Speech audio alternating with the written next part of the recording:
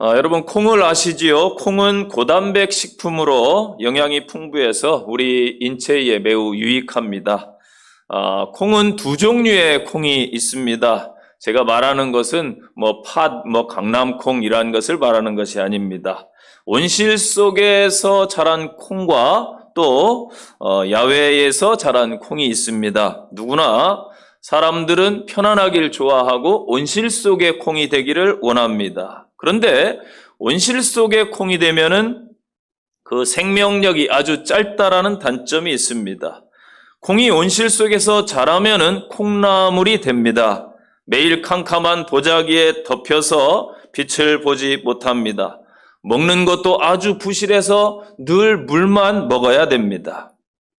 금방 웃자라기 때문에 사람들의 입속으로 국거리나 나물이 되어서 금방 사라질 것입니다. 그러나 야외에서 자란 콩은 비바람을 맞아야 되고 때로는 외부 환경을 견뎌야 됩니다. 그러나 좋은 햇빛과 유익한 유기물의 공급을 받아서 콩나무로 자라서 줄기에 주렁주렁 잎사귀와 나중에는 열매를 맺게 됩니다. 토실한 콩이 되어서 여러 요리에도 쓰이고 훗날에 또한 심겨져서 재생산이 됩니다. 그리스도인은 온실 속의 콩나물로 자라서 금방 사라지는 존재가 아니라 야외에서 자란 콩이 되어 오랜 시간 콩을 만들어주고 또한 유익을 줄 수 있는, 나아가서는 재생산을 할 수 있는 존재가 되어야 될 줄로 믿습니다. 바라기는 우리 성도 여러분들께서도 쉽게 성장하는 콩나물이 아니라 비바람을 잘 견뎌내고 이긴 콩나무가 되시기를 간절히 축원드립니다. 하나님 아버지께서 예수님을 보내주셔서 우리의 근본 죄 문제를 해결해 주시고 또 보혈로 깨끗게 해주실 뿐만 아니라 우리로 세상을 넉넉히 이기게 하신 줄로 믿습니다.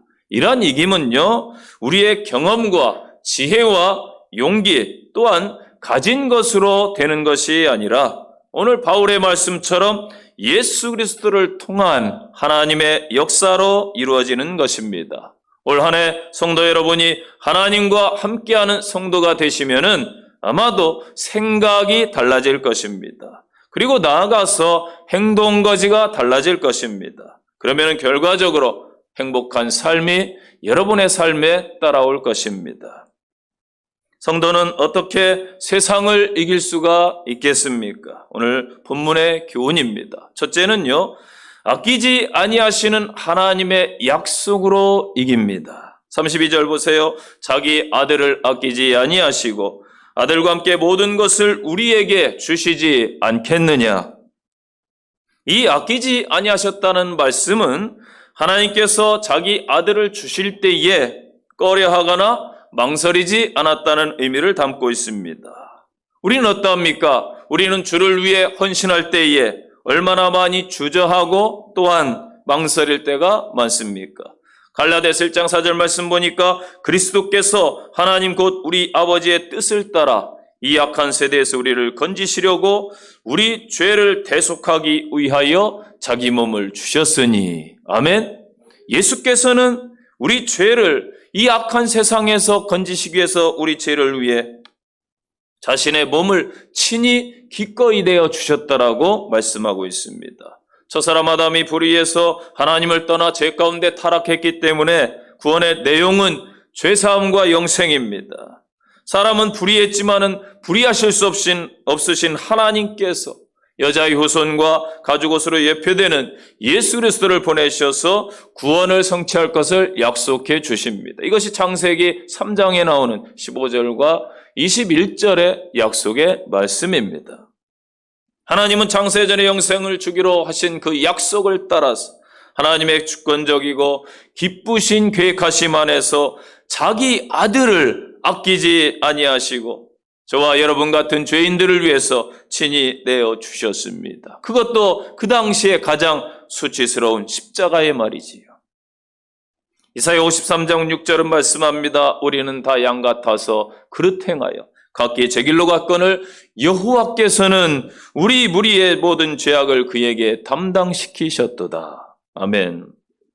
여러분, 하나님의 사랑이 어떠한 사랑입니까? 이사야를 통해서 보여주시는 사랑은 하나님께서는 꺼져가는 등불도 끄지 아니하시고 상한 갈대도 꺾지 아니하신다 말씀하셨습니다. 예수님은 어떠한 삶을 사셨습니까? 줄인 자를 먹이시고 죄인들과 세리와 친구가 되어 주셨습니다. 병든 자를 고쳐주시고 죽은 자를 살려주셨습니다. 우는 자와 같이 우셨고 즐거워하는 자와 같이 즐거워하셨습니다. 이 모든 것이 다 하나님의 사랑을 보여주는 것입니다. 로마서 5장 7, 8절 보니까 의인을 위하여 죽는 자가 쉽지 않고 선인을 위하여 용감히 죽는 자가 혹 있거니와 우리가 아직 죄인 되었을 때에 그리스도께서 우리를 위하여 죽으심으로 하나님께서 우리에게 대한 자기의 사랑을 확증하셨느니라. 아멘. 성도 여러분, 아깝다고 느끼기 시작하면은 이미 사랑이 아닙니다. 저는 우리 성도님들을 생각할 때마다 참 성도님들이 베풀어 주시는 사랑이 너무나 크고 감사합니다. 어려운 가운데서도 여러 가지로 섬겨주시기 때문에 늘 감사만 있습니다. 사랑이 너무나 커요. 여러분, 누군가에게 줄 때에 즐겁고 행복하다면은, 아깝지 않다라면은 그것은 진짜 사랑입니다. 좋은 것입니다. 그런데 아까운 생각이 들기 시작하면은, 주저주저 하는 생각이 들면은 관계를 재고해 보시기를 바랍니다. 요한복음 3장 16절 잘 아시는 말씀이죠. 하나님께서 세상을 이처럼 사랑하사 독생자를 주셨으니 이는 그를 믿는 자마다 멸망치 않고 영생을 얻게 하려 하심이니라. 아멘. 하나님이 세상을 너무나 사랑하셨어요. 이 죄인들밖에 없는 세상인데 뭐가 좋다고 사랑하셨을까요? 그 사랑하셔서 독생자를 주셨습니다. 그래서 누구든지 그를 믿는 자는 멸망치 않고 영생을 얻게 하셨습니다. 현재 수많은 사람들이 기독교를 거부하고 있습니다. 하나님을 막 밀어냅니다. 왜 그럴까요? 현실에 만족하기 때문이고 세상이 좋은 육신의 사람들이기 때문입니다. 진짜 가치가 무엇인지 모르기 때문이지요. 하나님은 우리를 위하시는 하나님이십니다. 이 위하신다는 말은 다른 성경에 보니까 내 편이 되어줄게, 우리 편이 되어주겠다라는 말씀입니다. 여러분, 하나님은 절대 다른 사람의 편이 아니라 믿는 자의 편이시고 나를 위하시는 하나님이심을 믿으시기 바랍니다. 때론 내가 힘겹고 오늘날 고난에 지쳐 쓰러지고 포기하고 싶을 때에 그때 하나님 반드시 찾아오십니다. 여러분, 그때 이것을 생각하세요. 나는 가치 있는 사람이다. 나는 하나님께서 나를 위해서 예수님을 하나밖에 없는 독생자를 죽이시면서까지 구원한 자이다. 아들을 죽이시면서까지 사랑한 자이다. 그래서 나는 쓰러지지 않고, 그래서 나는 포기하지 않고, 그래서 나는 낙심치 않는다. 나는 하나님이 사랑하시는 사람이다. 아멘. 자꾸 고백하시고 선포하시기 바랍니다. 33절 말씀 보세요. 누가 능히 하나님의 택하신 자들을 고발하리요. 옛날 성경에 보면 송사하리요. 31절에 대적하리요와 33절에 고발하리요. 비슷한 의미를 지니고 있지요. 다만 고발하리요라는 단어는 법적인 수어입니다. 그래서 언급되는 칭의와 직접적으로 연관돼요. 뒤이어 나오는 칭의와 연관됩니다. 여러분, 스가랴 3장 1절부터 쭉 5절까지 말씀을 보시면은 마귀가, 사단이 하나님 앞에서 그 당시에 대제사장 요수아를 고발합니다. 송사할 때에 하나님께서 사단을 거듭 책망하시면서 대제사장 요수아의 죄를 사하시고 아름다운 옷과 깨끗한 관을 씌워 주셨습니다. 이것은 요수아 자신이 깨끗했기 때문에 고발을 면할 수 있었던 것이 아니라 재판장 되시는 하나님께서 그를 의롭다고 선포하시고 그를 깨끗하다라고 선포하셨기 때문에 요수아는 마귀의 송사에도 불구하고 의인으로서 하나님 앞에 설 수 있었습니다. 여러분, 이 같은 상황이 현재 저와 여러분 성도들에게도 동일하게 적용되는 줄로 믿으시기를 바랍니다. 우리에게 늘 제일 좋은 것으로 주시는 하나님의 그 사랑, 그 아들까지 주심에 아끼지 아니하시고 주심에 감사하면서 이 한 해를 승리하시기를 간절히 축원드립니다. 두 번째 교훈입니다. 우리를 위해서 중보하고 계시는, 현재도 중보하고 계시는 예수님이 계시기 때문에 이깁니다. 여러분, 믿음이 약할 때 이렇게 외로운 길, 고난길을 내가 계속 신앙을 지켜갈 수 있을 것인가? 가끔은 때로는 포기하고 싶을 때도 있고 주의 일을 조금 등한히 하고 놓고 싶을 때도 분명히 있을 것입니다. 그러나 우리의 연약함을 아시는 예수님께서 우리가 비록 때로는 그 손을 놓을지라도 결코 한 번도 주님께서는 그 손을 놓지 않으시기 때문에 그 하나님의 사랑은 결코 우리와 끊어질 수가 없음을 믿으시기 바랍니다. 34절 보세요. 우리를 위해서 간구하시느니라. 아멘. 바울은 26절에서 성령께서 성도들을 위해서 간구하고 계시다라고 언급했어요. 성령은 성도의 연약한 삶을 위해서 간구하시지만 성자 그리스도께서는 정죄받을 성도들을 위해서 변호하시고 탄원하십니다. 오늘 비록 본절에 언급된 이 간구하다가 기도의 형식을 나타내고 있지만 본절에서는 이 단어가 지닌 진정한 의미는요, 성도를 위해서 예수께서 변호하신다, 이것과 연관됩니다. 여러분, 예수님께서는 하나님의 보좌 우편에 계시면서 자신이 성취한 십자가의 구속 사역을 근거로 친히 자기 백성이 된 성도들을 위해서 하나님께 오늘도 변호해주고 계시는 줄로 믿으시기를 바랍니다. 그렇기 때문에 그 누구도 우리를 함부로 할 수가 없어요. 정죄할 수가 없어요. 하나님의 은혜지요. 예수님은 우리를 위해서 친히 간구하고 계신다는 그 사실만 알면은 우리는 큰 힘을 얻는 줄로 믿습니다. 시편 118편 6절 7절 보세요. 여호와는 내 편이시라. 하나님은 내 편이시라. 내가 두려워하지 아니하리니 사람이 내게 어찌할까. 여호와께서 내 편이 되사 나를 돕는 자 중에 계시니 그러므로 나를 미워하는 자들에게 보응하는 것을 내가 보리로다. 아멘. 우리가 죄사함 받은 것은요, 우리를 위해 죽으시고 부활하신 예수 그리스도의 그 변호로 인한 것입니다. 요한일서 2장 1, 2절을 기억하기 바랍니다.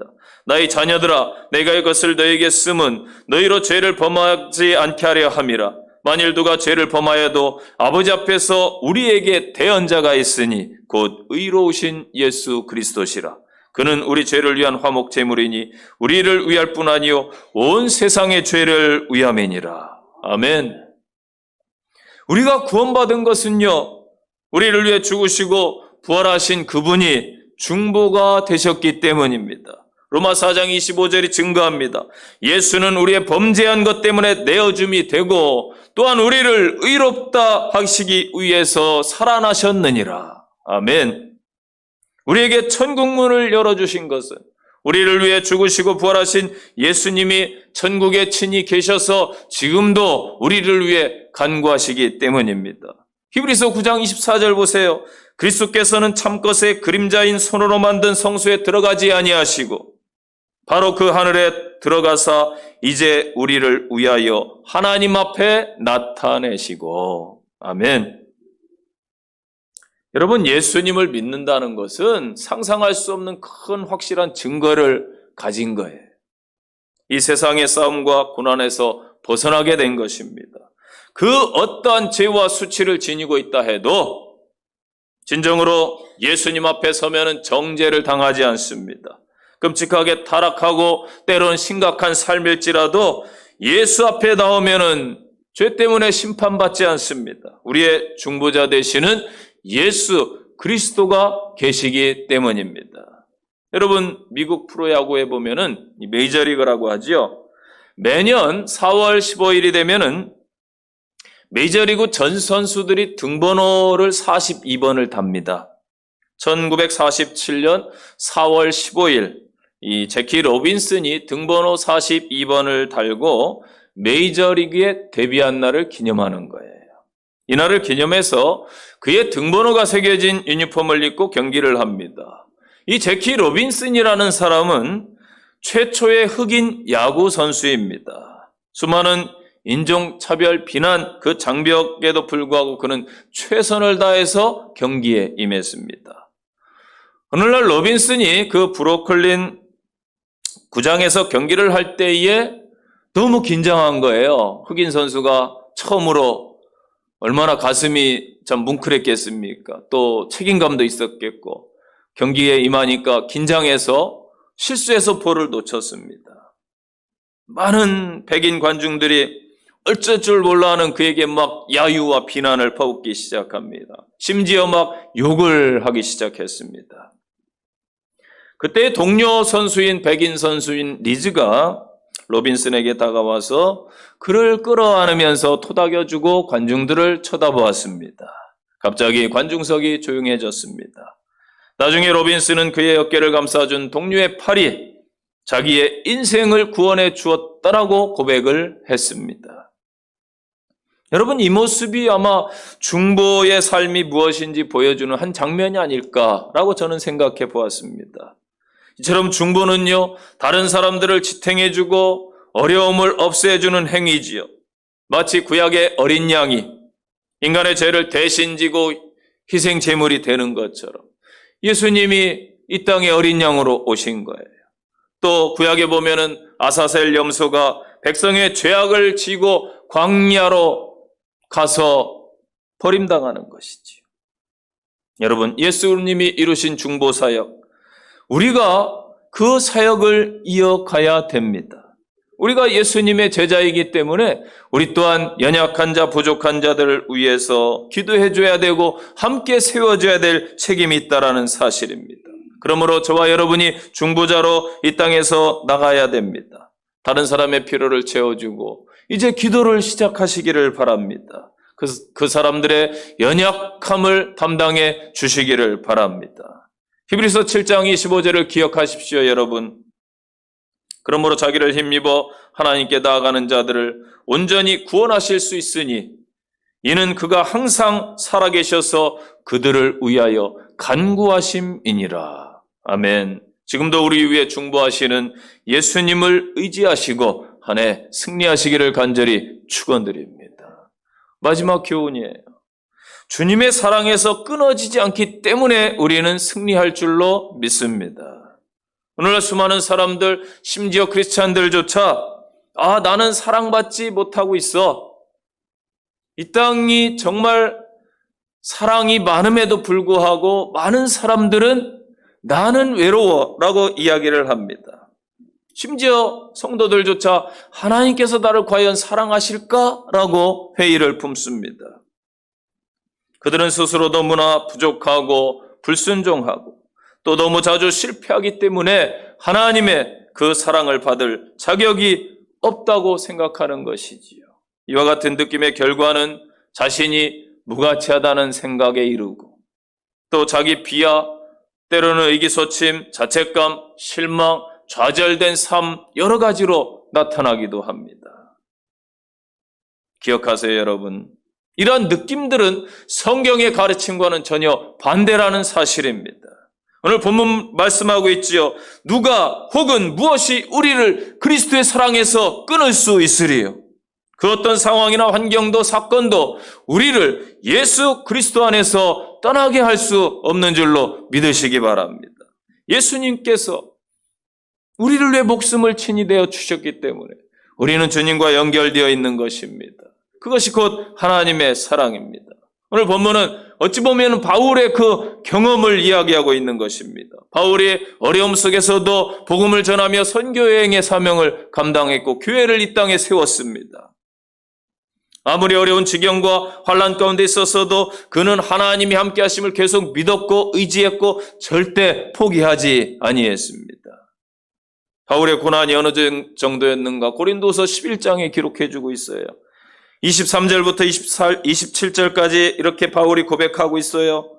내가 수고를 넘치도록 하고 옥에 갇히기도 더 많이 하고 매도 수없이 맞고 여러 번 죽을 뻔하였으니 유대인들에게 40에서 하나 감한매를 5번 맞았으며 3번 태장으로 맞고 1번 돌로 맞고 3번 파선하고 일주야를 깊은 바다에서 지냈으며 여러 번 여행하면서 강의 위험과 강도의 위험과 동족의 위험과 이방인의 위험과 신의 위험과 광야의 위험과 바다의 위험과 거짓 형제 중에 위험을 당하고 또 수고하며 애쓰고 여러 번 자지 못하며 줄이고 목마르고 여러 번 굶고 춥고 헐벗었노라.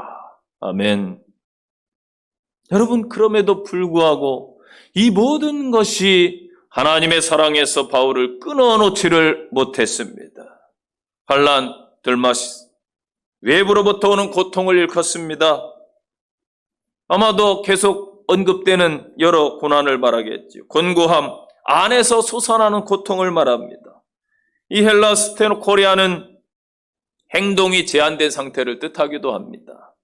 이 표현은 바울 자신이 행동이 제한됐다라는 것은 옥에 갇혔다라는 그 상황을 이야기하겠죠. 기근, 리모스라는 단어인데 여러 민족과 지역적인 차원의 기근일 수 있지만은 오늘 본절이 바울의 경험을 이야기한다고 할 때에 이 굶주리고 배고픈 것, 먹지 못하는 것, 그 경험을 이야기하죠.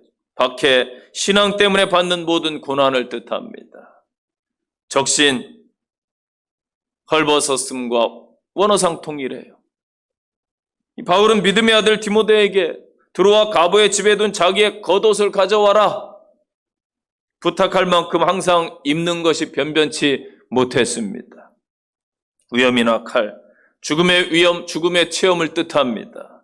기꺼이 순교하고자 하는 그 마음이 바울에게는 늘 있었습니다. 실제로 죽임을 당한 줄 알고 사람들이 그 시체를 성박해 내버리기도 했습니다. 바울이 고백하죠. 35절을 보세요. 누가 우리를 그리스도의 사랑에서 끊을 수 있으리요? 38절, 39절 말씀 기억하세요. 내가 확신하노니 사망이나 생명이나 천사자들이나 이 땅의 권세자들이나 현재일이나 장래일이나 능력이나 높음이나 깊음이나 다른 어떤 피조물이라도 우리를 우리 주 그리스도의 예수 안에 있는 하나님의 사랑에서 끊을 수 없으리라. 아멘. 여러분, 초대교회 성도들과 바울은요, 하나님께로부터 잊혀졌거나 또는 세상 다른 것을 의지했기 때문에 고난당한 게 아니에요. 오직 하나님에 대한 그들의 순종, 하나님에 대한 하나님 나라에 대한 그들의 충성 때문에 하나님 나라를 위해서 고난을 받았습니다. 36절 보니까 우리가 종일 주를 위해 죽임을 당케 되며 도살할 양같이 여김을 받았다. 고난을 이렇게 한마디로 표현해주고, 이건 시편 44편 22절 말씀을 인용한 말씀이죠. 우리가 종일 주를 위해 죽임을 당케 되고 도살할 양과 같은 처지에 놓였다. 이런 고통, 불행, 상실, 이 모든 것이 왜 그에게 찾아왔겠습니까? 바로 하나님 때문에, 복음 때문이었습니다. 그럴지라도 하나님의 사랑은 그 모든 것에서 끊을 수가 없었습니다. 여러분, 기억할 말씀이 있어요. 37절 말씀을 오늘 꼭 기억하시기를 바랍니다. 넉넉히 이긴다 선포하고 있습니다. 이 넉넉히 이긴다라는 단어의 헬라어 히페르니카오라는 단어인데요, 신약 성경에서 오늘 본문에 딱 한 번 나와요. 다른 데 나오지 않아요.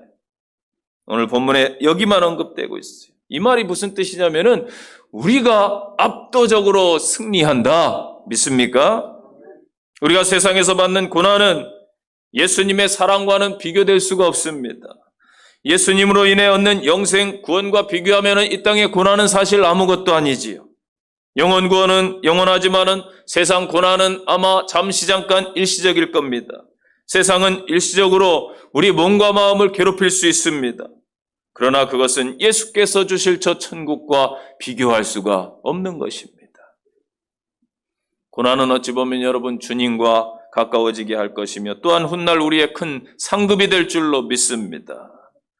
여러분, 바울이 넉넉히 이길 수 있는 백그라운드는 그의 로마 시민권이 아니었습니다. 그의 학문 가말리엘의 지성이 아니었습니다. 그의 율법 바리새인의 유전이 아니었습니다. 오직 하나님의 사랑입니다. 저와 여러분도 마찬가지예요.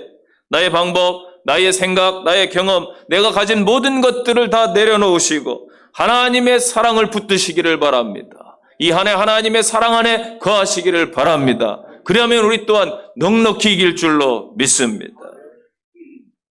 요한복음 10장 28절 29절 기억하세요. 내가 그들에게 영생을 주노니 영원히 멸망하지 아니할 것이요 또 그들을 내 손에서 빼앗을 자가 없으리라. 29절입니다. 그들을 주신데 아버지는 만물보다 크심에 아무도 아버지 손에서 빼앗을 수 없느니라. 아멘. 결론의 말씀입니다. 우리가 그리스도인이기 때문에 세상에서 대적을 당할 때에 우리는 어떤 태도를 가져야 되겠습니까? 우리는 영원한 하나님의 사랑을 입고 있음을 믿고 어떠한 반대도, 어떠한 정죄도, 어떤 핍박도 우리에게 소용이 없음을 확신하시기를 바랍니다. 바울은 내가 확신하노니 라는 말로 오늘 본문을 로마서 8장을 끝맺고 있어요. 내가 확신하노니 이렇게 끝맺고 있습니다. 여러분, 의도적으로 이 말씀은 완료 시제를 쓰고 있어요. 무슨 말이냐면은 나는 확신하게 되었고 앞으로도 계속해서 변함없이 확신한다라는 말씀입니다. 우리도 확신의 신앙으로 무장하시기를 바랍니다. 현재 우리의 상황, 여러분 무엇이 두려우십니까? 올 한 해가 두려우십니까? 미리 염려하지 마십시오. 하나님은 여전히 우리와 함께 하시고 그 상황을 통제하실 수 있는 능력이 있으신 전능하신 하나님이십니다. 우리를 향하신 하나님의 사랑은 절대적이며 영원할 것입니다.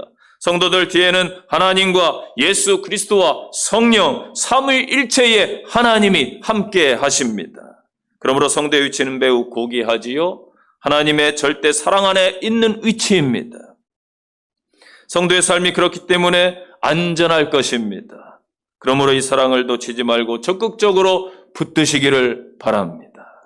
또한 이 사랑을 힘입어서 어떠한 난관 고난도 이기고 나가시기를 바랍니다. 나가 우리 자신을 하나님의 사랑의 도구로 하나님 앞에 드리시기를 바랍니다. 이것이 곧 하나님의 절대 사랑에 대한 성도들의 응답입니다. 자기 아들을 아끼지 아니하시고 내어주신 그 사랑, 우리를 위해 지금도 중보하고 계신 예수님의 그 사랑, 그 무엇도 우리를 하나님의 사랑에서 끊을 수 없기에 저와 여러분은 이 한 해 넉넉히 이길 줄로 믿으시기를 바랍니다. 그 이김을 주시는 하나님 앞에 감사함으로 승리하시기를 간절히 축원드립니다. 말씀에 대한 적용입니다. 첫째, 아끼지 아니하시고 주저하지 아니하시는 하나님의 사랑을 저와 여러분이 받았으면서도 우리는 주를 위해, 이웃을 위해 혹 주저하고 있지는 않은지 한 주간 내 신앙을 돌아보시기를 바랍니다. 두 번째 적용입니다.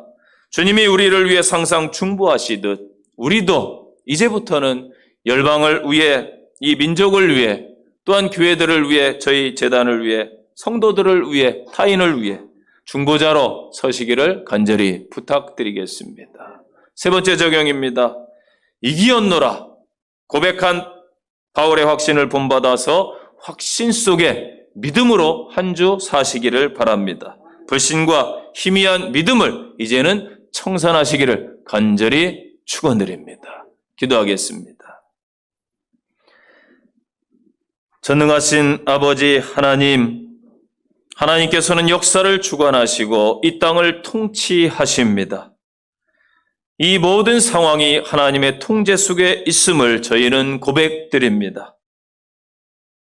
저희들을 구원해 주시고 택하시고 저희들에게 사명을 주시고 사랑해 주셔서 감사를 드립니다. 그 하나님의 사랑, 그 어느 것도 끊어놓지 못함을 믿습니다.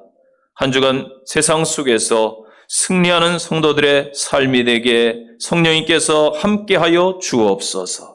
예수님 이름으로 기도합니다. 아멘.